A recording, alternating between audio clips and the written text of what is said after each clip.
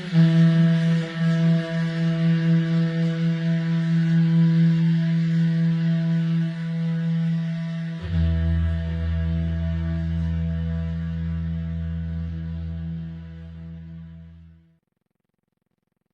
then I'm going to speak to the Trilateral Commission in Slovenia, in Ljubljanka.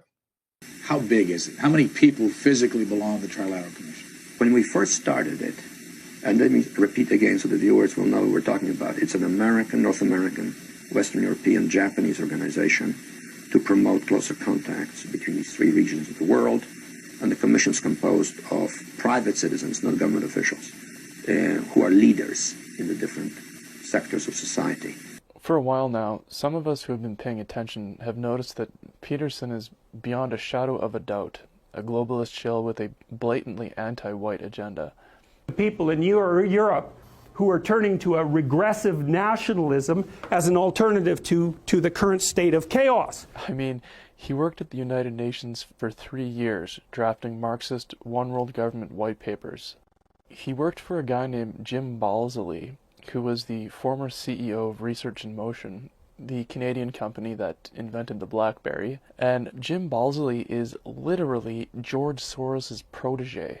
Balsillie and Soros co-founded the INET globalist think tank together, a think tank that just so happens to employ Eric Weinstein as an official expert, the guy who created the intellectual dark web that has been shilling Peterson and a variety of other anti-white schlubs that have been masquerading as radical centrists in an attempt to cement the Overton window firmly just to the left of center.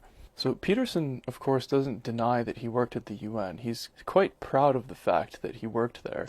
I worked on the UN Secretary General's High Panel for Sustainability, the report that was delivered in, I believe, 2013, and rewrote the underlying narrative to strip out most of the ideological claptrap. However, he often brings up his time at the UN and sort of tries to do this half-assed kind of criticism of the report that he spent 3 years of his life working on. When I was working for a UN panel on economic sustainability, for the Secretary General, the original narrative was extremely pessimistic. It detailed how we were despoiling the planet and how everything was getting worse and how we were at each other's throats. And he always criticizes the report for being overly pessimistic about the state of the Earth's environment. And, much of this report is about how climate change and humans affecting the environment are just devastating the planet so much that the United Nations now needs to step in and begin managing how different countries are interacting with the environment and with each other. What's really telling, though, is what Peterson doesn't talk about when he brings up his time working at the United Nations, what he doesn't mention about the paper he worked on. To my knowledge, he has never addressed some of the really scary things that are in this paper, such as the fact that it's literally a Marxist, communist, one-world government blueprint that talks about how the United Nations now needs to step in to create equity inside of nations between all people, so equality of outcome, and equity between nations. So, for example, between first world nations and third world nations. So this is Marxist wealth transfer, socialist redistribution stuff on a global scale. Yet Jordan Peterson has never criticized this work that he has done in that regard. He just talks about how, they're a little too pessimistic about the environment. Peterson claims that he rewrote this entire document to, quote, strip it of the underlying ideological claptrap. And think about it, what does that actually mean? I mean, the paper still says what it says, but if he's removing the ideological claptrap, as he says, it sounds like they paid him to mask the language in the document so it was less overtly Marxist. One of the things this document mentions a few times is creating equity between different countries. It says here on page 13, equity needs to be at the forefront. Developing countries need time, as well as financial and technological support to transition to sustainable development. And then it says, we must empower all of society, especially women, young people, the unemployed, the most vulnerable, the weakest sections of society. I mean, this is pure Marxism. This is all about, lifting up the oppressed classes and creating social equity for them. Since it's the UN, I mean, it even says like they're focused on accomplishing this in every single country on earth. And then here on page 25, some more stuff about equity. In spite of some improvements in social equity, vulnerable groups and minorities, etc., indigenous people, disability, undocumented immigrants, so illegal immigrants, and people discriminated against on the basis of sexual orientation and gender identity. And next, it just straight up says the principle of equity remains fundamental to sustainable development. And I mean, equity is equality of outcome. This is pure Marxist communism. And so this is what the United Nations aims to achieve. Peterson says, oh, I rewrote this document to strip it of its ideological claptrap. But I mean, all of this remains in the document. All of this talk about creating equity between different groups in every country on earth. So, if anything, he went in and removed the language that made it seem too overtly communist to help disguise it so that it wasn't as bad as it was. I mean, can you imagine how bad it would have been? Can you imagine how bad it must have been before they paid Jordan Peterson to come in and rewrite this document so it didn't seem as obviously communist? And look at this.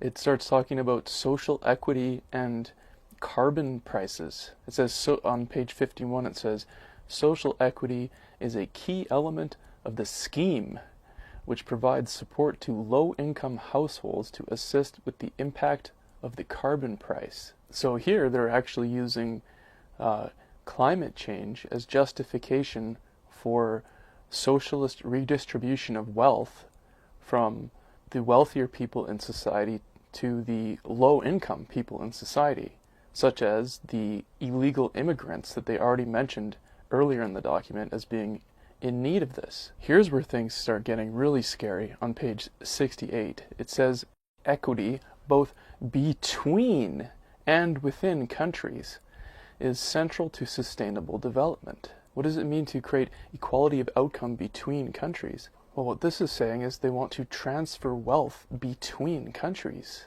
from the wealthier countries, aka the Western world, into the third world. And they believe that this is going to have a positive impact on climate change. That's their justification for doing this. Then on page 71, the panel calls for a process to explore the concept and application of the critical issue of equity in relation to sustainable development. So there you have it. This document that Jordan Peterson rewrote to strip it of the ideological claptrap is a Marxist, one world government, communist white paper. It's a blueprint for how the United Nations intends to redistribute the wealth from first world nations, not only to third world countries, but also to illegal immigrants who come into first world countries. Because remember, they said they want to create equity between regular citizens and illegal immigrants too. So yeah, why is it that when Jordan Peterson brings up his time at the United Nations and he brings up this paper he worked on, he never ever talks about the fact that it's a Marxist one world government blueprint. He only talks about how, he thinks that, maybe some of the conclusions they came to about, the state of the environment aren't quite as bad as it is in reality. You never hear him expose this. You never hear him talk about this. Frankly, it's obviously because he wants to help them achieve this. I think the vast majority, for example, of entrepreneurs in the United States come from the Indian subcontinent. So great, bring them over. They're highly educated, they're extraordinarily productive, they make lots of new businesses, and then they pump money like mad back into India. Good deal. Nationalism is the largest obstacle these globalists have to overcome to implement their vision for global communist hegemony. Naturally, Jordan Peterson decries nationalism as a reprehensible evil that must be abolished. taking exceptional issue with nationalism in the Western world that would prevent globalists from flooding our countries with migrants. I don't think that the Caucasians, let's say, should revert to being white. I think that's a bad idea. It's a dangerous idea. And it's coming fast. And I don't like to see that. And then that's celebrated, say, on the radical right. Say, well, okay, well, if we're going to devolve into tribalism, then we'll triumphantly herald our past accomplishments and unite under the flag of our race and blood. But we know what happens when that happens. It's not pretty.